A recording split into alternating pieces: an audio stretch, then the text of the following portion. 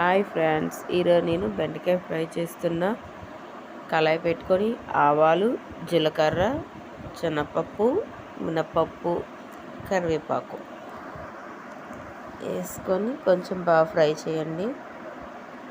కొంచెం ఫ్రై అయ్యాక కరివేపాకు వేసుకొని అది కూడా బాగా ఫ్రై చేయాలి. ఆ తర్వాత బెండకాయ ముక్కలు కొంచెం పెద్ద పీసులుగా కట్ చేసుకోవాలి. ఈ బెండకాయ ముక్కలు కూడా ఆ తాలింపులో వేసుకుందాం. అవి కూడా కొంచెం ఫ్రై చేసుకోవాలి.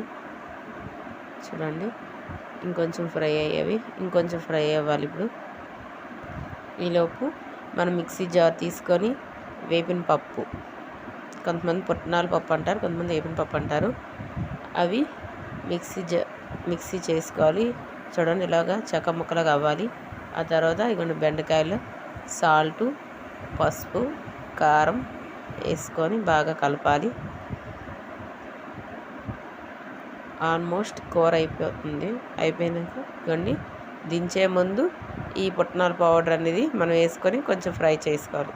కూర రెడీ అయిపోయింది. చూడండి, ఇప్పుడు ఈ కూర ఏమో సాంబార్ అన్నంతో కానీ చారు అన్నం కానీ తింటే చాలా బాగుంటుంది. సూపర్.